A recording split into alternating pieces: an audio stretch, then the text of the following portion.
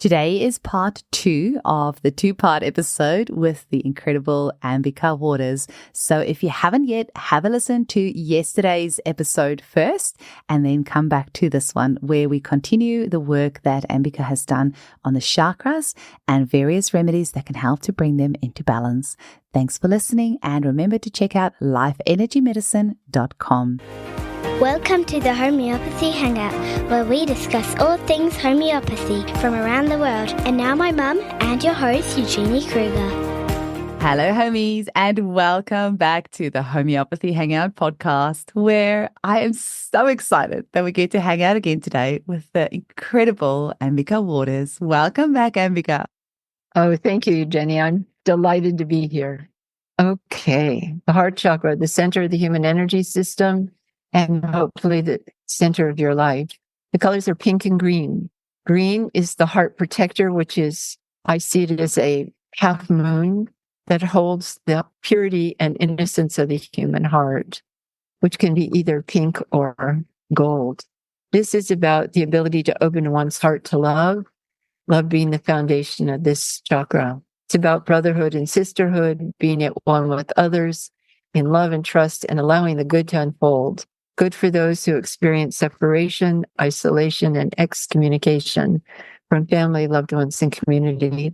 Did I ever tell you the story about the woman who painted her room pink? And No, I don't think so. it was another class. I had this woman who came as a client. She was in her early 60s. She had suffered a lot of pneumonia, and had a very sad life. She had lost a son through drowning, a 16-year-old boy. Her husband had Alzheimer's, and she had 2 daughters who lived in Europe. This was in the Pacific Northwest.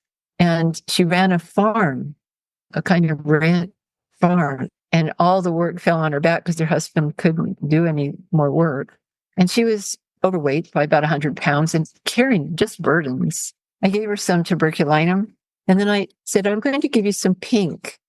And she said, pink? What for? Why pink? I said, I think it might cheer you up a bit. So she came back about 4 weeks later, and she was a totally different person. I mean, she was uplifted. She had rosy cheeks. I can't say she was jumping up and down, but this was not this heavily burdened woman. She said, I love the pink. She said, I had a dressing room. I painted it all pink. I crocheted a pink shawl. I painted a pink rocking chair, and I would sit with the shawl around me in my pink room, in my pink rocking chair, with the pink shawl around me, and just found my way back to God. Wow. What's interesting is that at the third visit, her daughters came back to live with her and help her with the farm. And she was so happy to have them home. They had gone far afield. The burden of that kind of grief. She loved pink. She taught me a lot about pink. Yeah, it's a beautiful color, and green too is the color of nature. It's a color balance. When we see color, we see green right on the retina. When we see red, orange, or yellow, we see it outside the retina.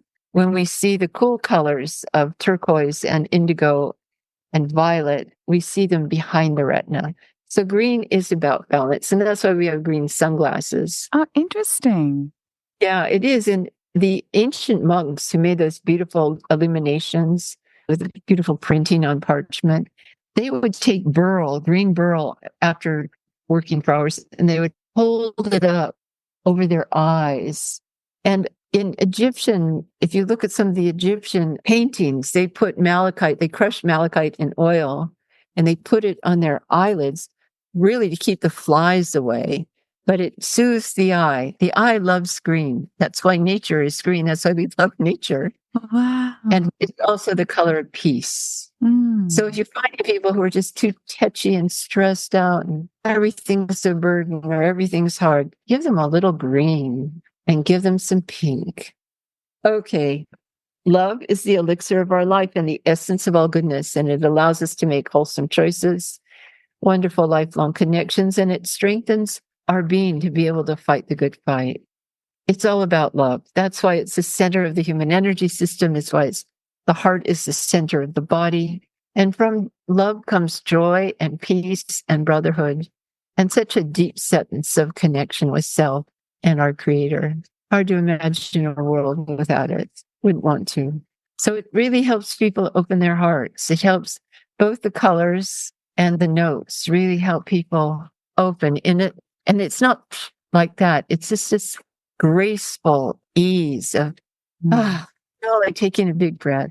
I remember a client once saying when she took Aurum, which is another heart remedy, he said, I took Aurum and suddenly, she said, I went and sat in the backyard and took a big breath and just let go.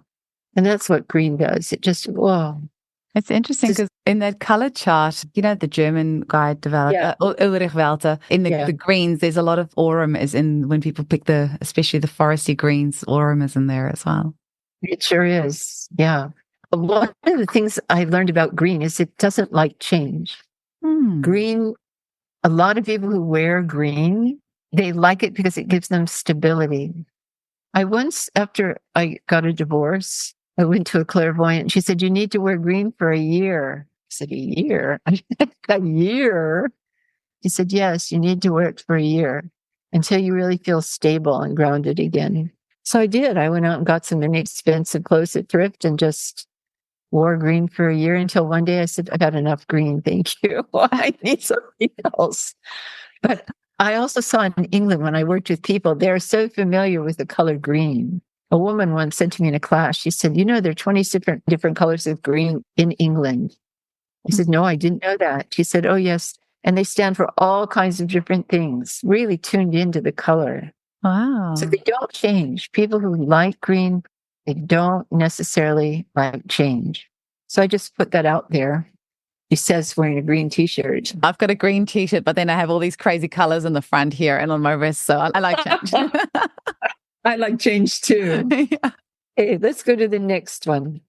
Yes. The heart chakra is located just a little to the left of center. The element is air. The colors pink and green, the note F.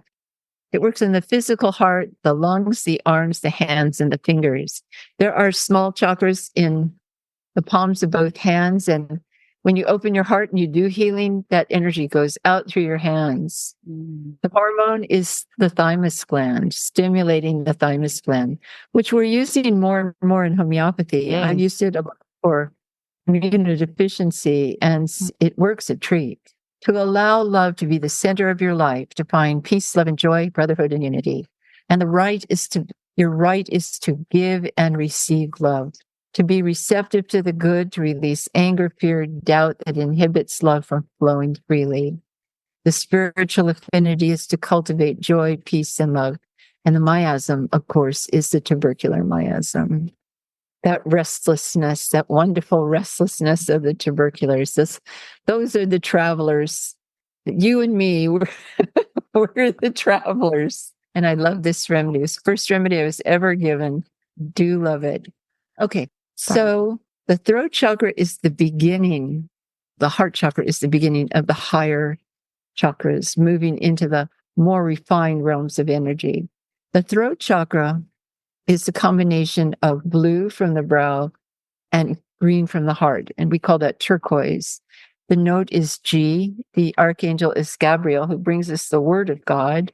And this chakra is very, I don't know how to put it. It's not volatility I'm talking about. This is where the vessel gets cracked.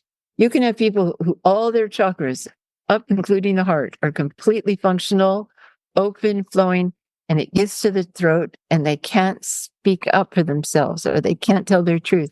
And that's where the vessel gets cracked and all this energy just dissipates. There's so many people who just can't say, ouch, it hurts. No, I don't like it. Or this is what I want. We live in a highly suppressive culture all over the world. We're taught to be polite. We're taught to be, don't say that. Be a good child. Don't say that. You know how little children that cover their throat chakras with their chins in shame often. The woman who taught me the most about the throat chakra I had a homeopath named Lorraine Hart. God bless her. She had been in an automobile accident and had her vocal cords severed. Jeremy Shear was her homeopath, and I think she had multiple operations. She had tracheotomy, so she spoke through this hole in her neck. Jeremy really brought her back. His treatment was extraordinary, but she suffered for many years. She was probably one of the great communicators that I've met in my life. And I wrote about her in Chakras and Archetypes, which has been a book that's been out there for many years. And Lorraine Hart she was the model for the throat chakra. She didn't have time to be polite. She was one of the best homeopaths I've ever come across. She lives in England. So the throat chakra is about living in integrity. You cannot have a functional thyroid if you don't tell the truth. You cannot have a functional throat chakra if you don't express your needs, if you don't ask for what you need clearly without manipulating people, clear communication.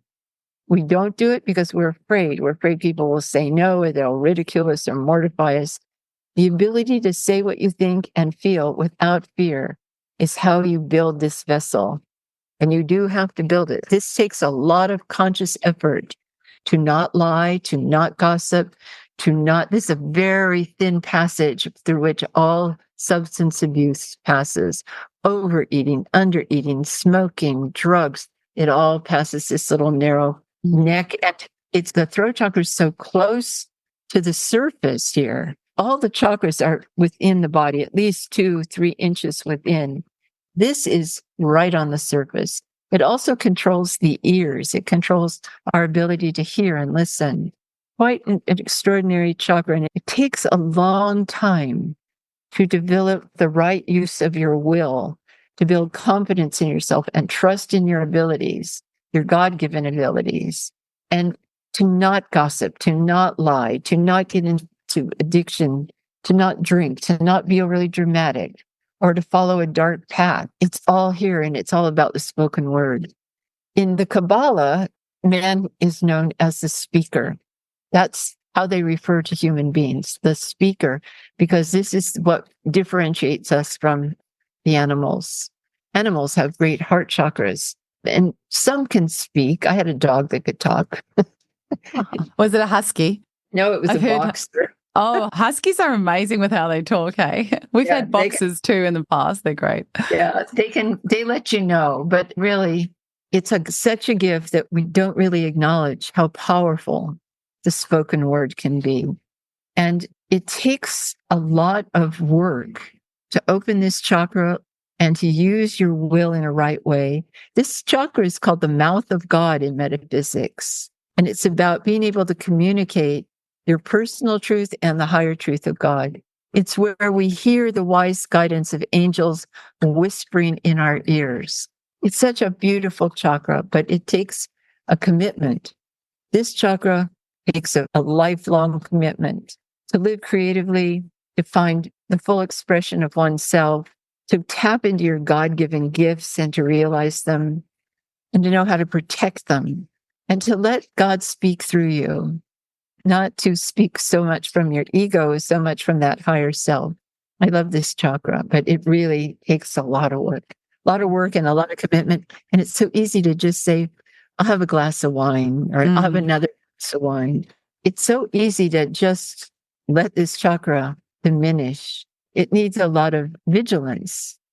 So the location is the external neck and throat, the mouth, the teeth, the tongue, the ears, the jaw.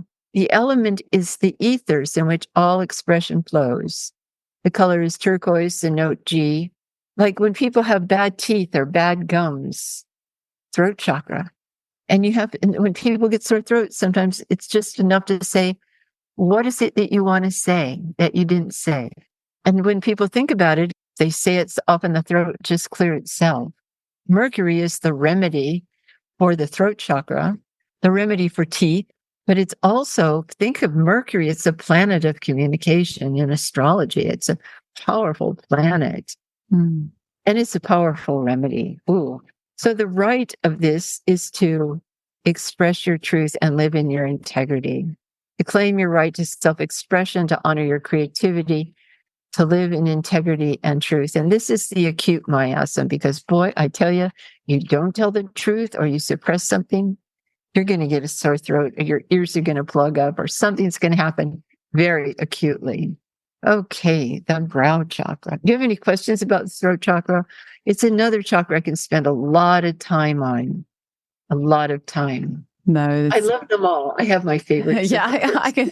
It's like when we say, "Oh, this is one of my favorite remedies." Oh, this is a great remedy. Or that sounds like they're all great remedies. Like it's impossible to choose. That's right. When I started the podcast, I used like the first 20 or 30 or so episodes, I would ask guests at the end of it, "What's your 3 favorite remedies?" But it was just too hard, so I stopped after a while. But that was I always think fun. it's a great idea. I have my favorite remedies. I have my favorite chakras, but it's because we need them for ourselves and they've helped us. Our favorite remedies are the ones that have gotten us moving forward when we weren't able to. And the same with the 100%. chakras. I took singing lessons for 8 years. When I came back to America, I felt I had to be very careful about what I said to people. People would say, "What do you do?" And I'd say, "I'm a homeopath." And it was like they thought I was a manicurist. It was like, how do you explain this to people? And so I took wonderful classes with an English woman who was a singer. And it was one of the best things I ever did. Every Saturday afternoon, I went to her class for 2 hours. I couldn't carry a note. I couldn't even hear a note, really. I was not musical. I'm very visual, but I was not capable of grasping music. And she had me singing Italian arias 3 years on. It was like, I was Wow. amazed at myself, but it opened up my throat chakra and it helped me teach. It helped me teach because she was wonderful. So the brow chakra is about wisdom, the wisdom to meet our challenges in life, to be able to do good, to be able to take the pain, suffering, traumas, and losses of our lives and find the wisdom. Wisdom does not come out of the good. It doesn't come out of the easy. It comes out of the struggles of life. And they say in the Bible, wisdom is more valuable than gold. And I do believe it. When you meet a wise person, honor them and listen to them because they've got something to teach you about life and about yourself.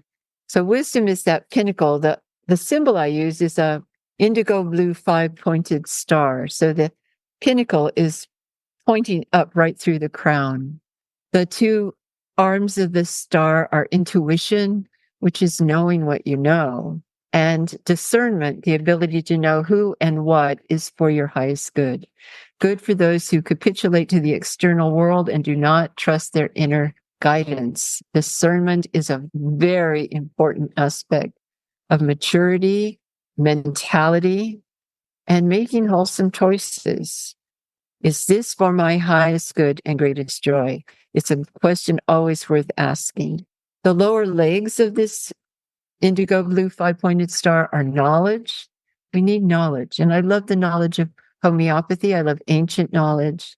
To be able to balance facts, rational thinking, and useful information with deep inner knowing. To be able to hear the wise guidance of angels whispering in your ear. And the last quality is vision, to be able to see what it is what is it you want? What is it you can see? It's going to light up your world. You had this vision to go travel and you wanted to get a van. And I talked to you 2 weeks ago and you got the van and you got this wonderful van and met these great people.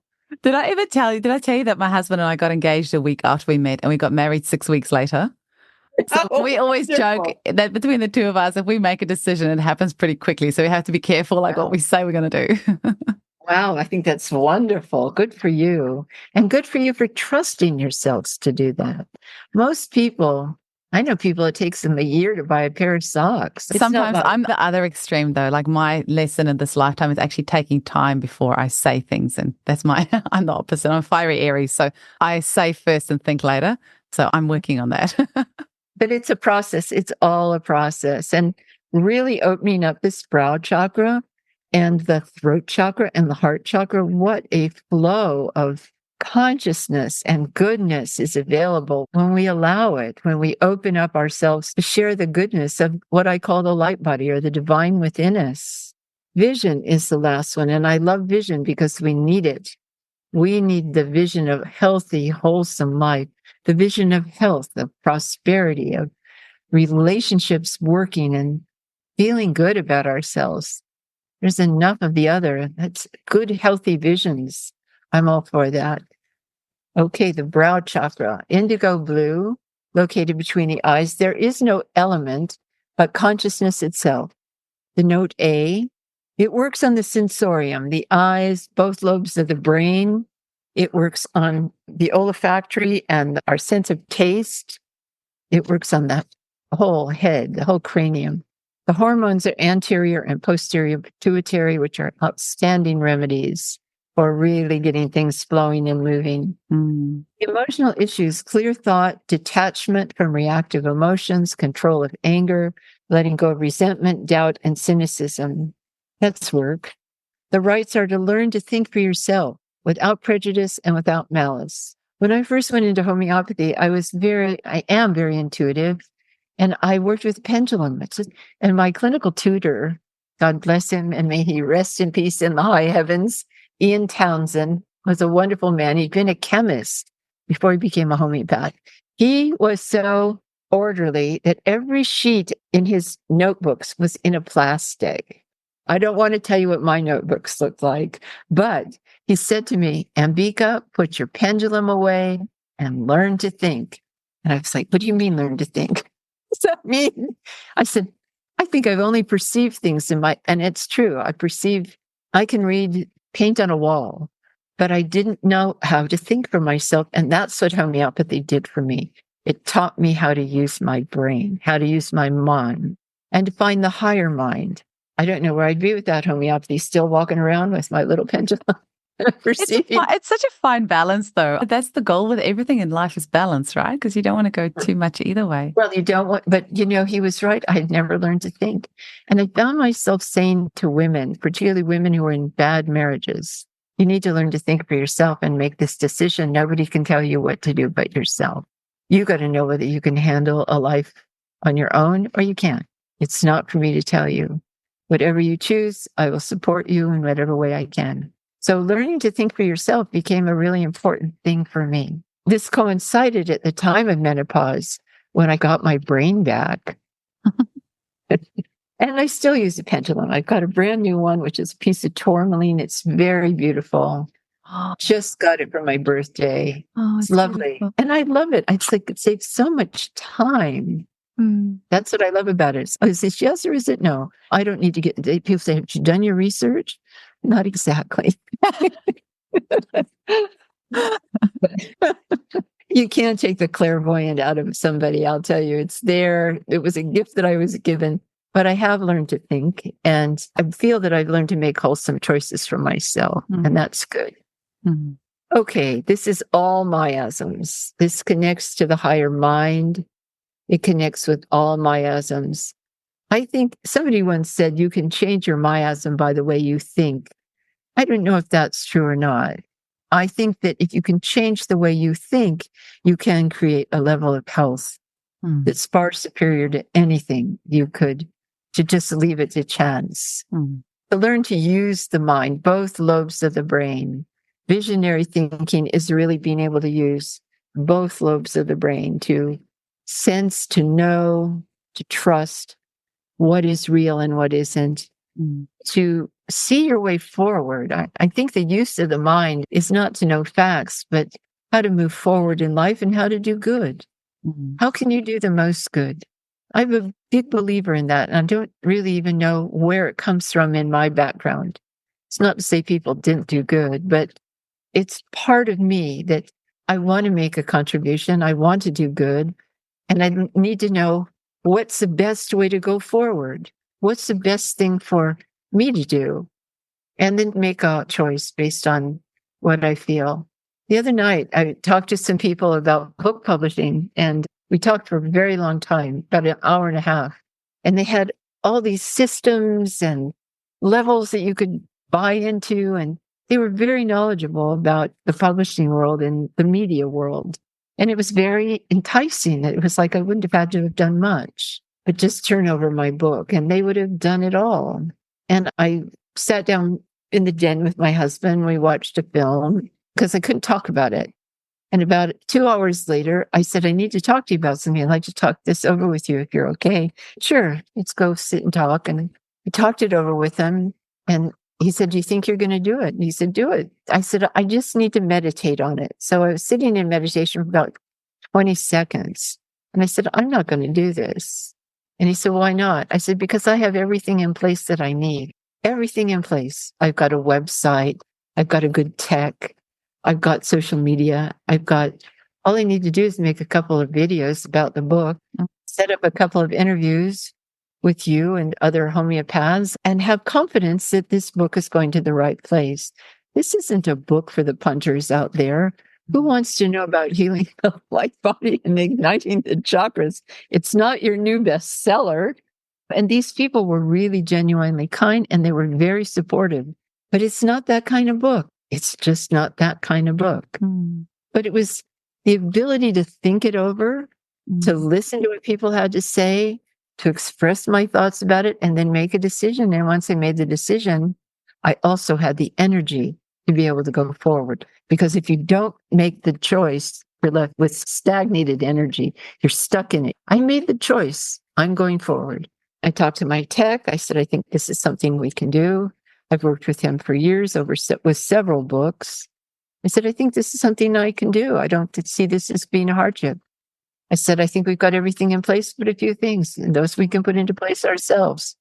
And I'm happy to pay you whatever it takes for you to do your end of it.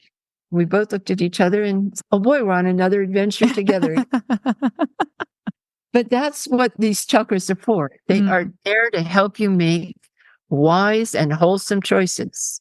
Do I turn right? Do I turn left? Is it chocolate? Is it vanilla? And yes, you can do that with a pendulum, but you can also think about it. Use that good mind and talk things over and then decide, do I want to do this or not?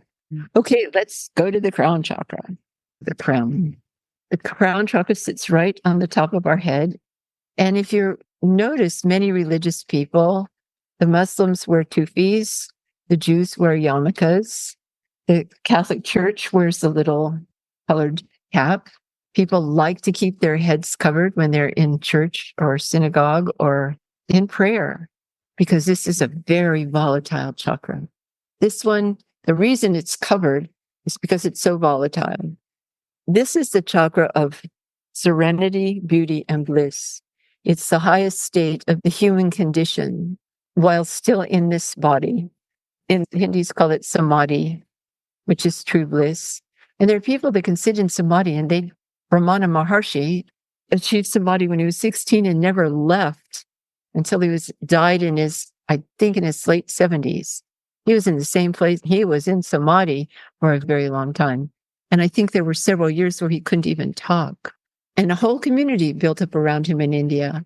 Arunachala, I don't know if I say it correctly, but this beautiful ashram in the south of India, where a whole community developed around this man, and people from all over the world came to be in his presence. And I was lucky that my teacher in India, Papaji, was one of his devotees.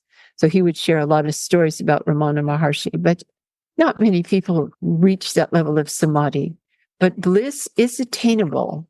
It is a way to transcend the physical and emotional pains of life.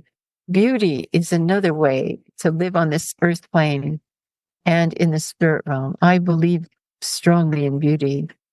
To love beauty in yourself, in people, in animals and plants, in nature, to me, beauty is sacred. And it's good for those who can find no beauty in the world around them. That's the remedies for the crown chakra really help people.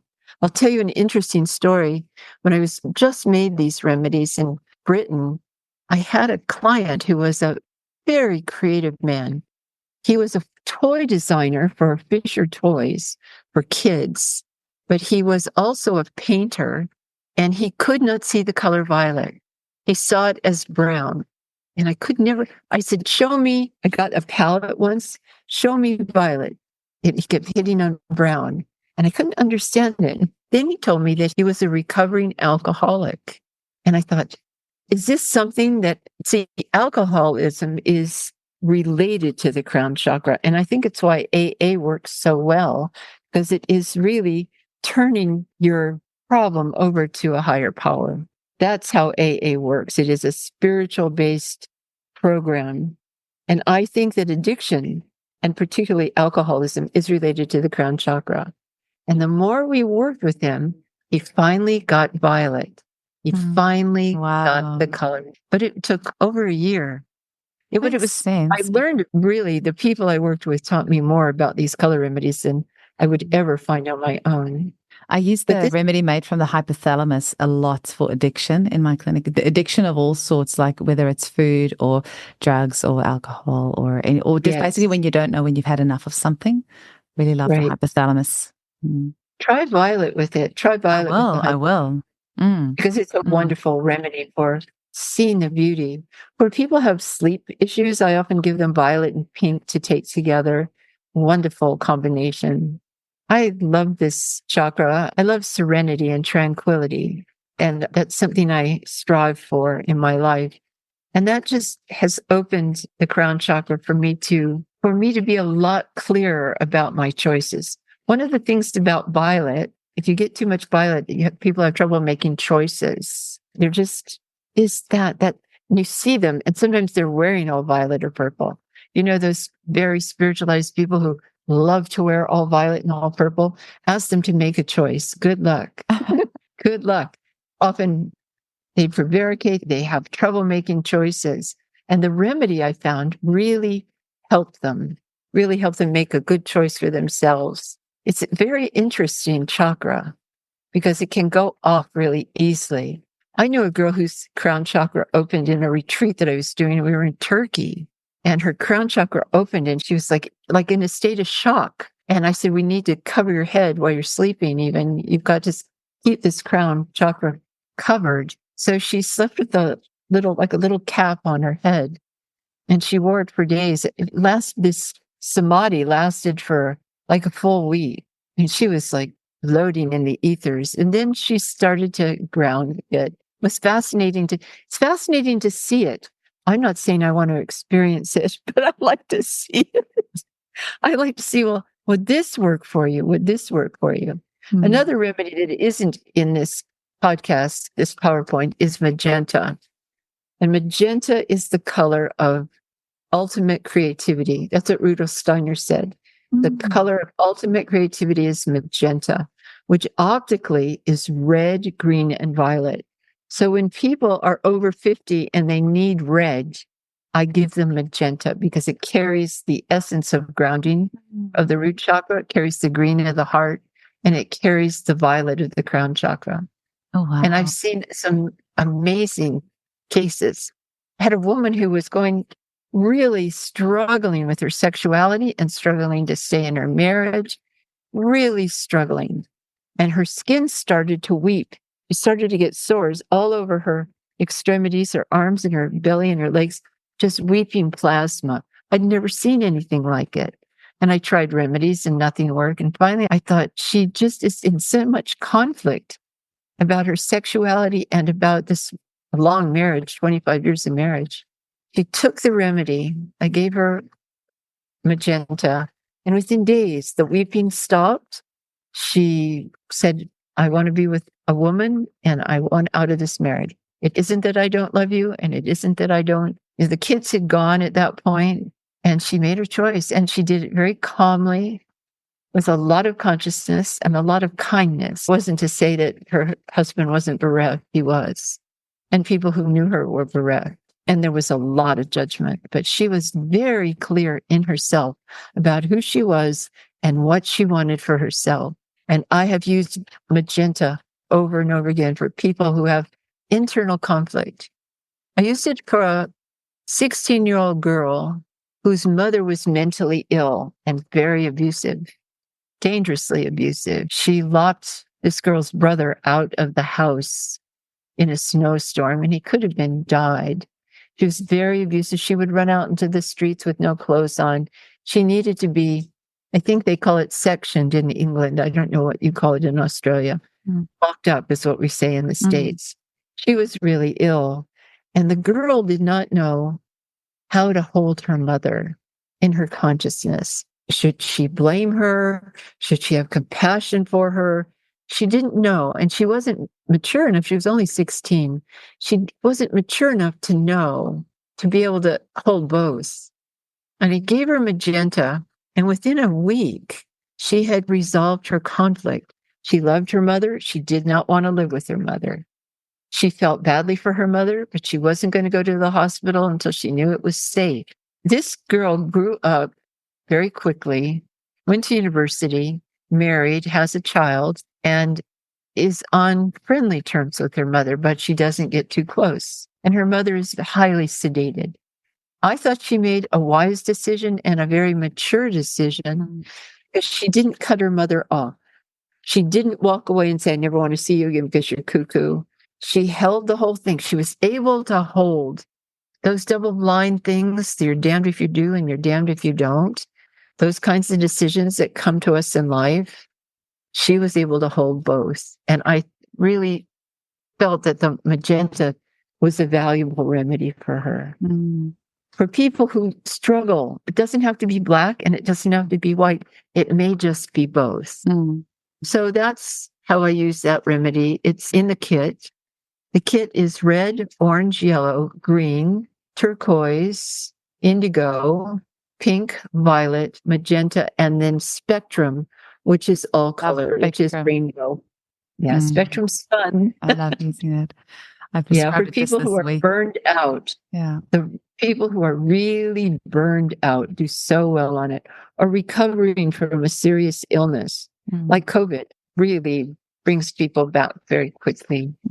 Keep it low. I would say about all of these, keep the potencies low, under 30 or under. Don't fool around with anything higher because you really don't know what you're going to be pulling out of somebody. So that's the homeopathic color and sound remedies. Amazing. So, Ambika, where can people get hold of your books and your courses? And I know we're going to have you back on when the new book is out, but just tell people where they can go to find more information about how they can work with you, how they can get your books, and if they want to join your incredible courses that you have as well. Where's the best place to get hold of you? My website, which is ambikawauters.com. That's AmbikaWauters.com. lifeenergymedicine.com. Take you to the same place. It's all on the website. Amazing. Oh, Thank Ambika, you.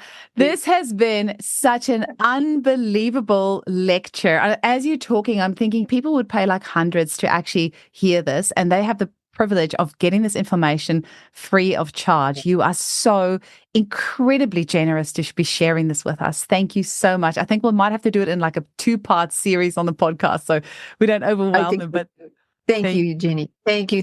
Have fun. Go out there and see your thing. And I'll talk to you soon, sweetheart. Bye-bye. Bye.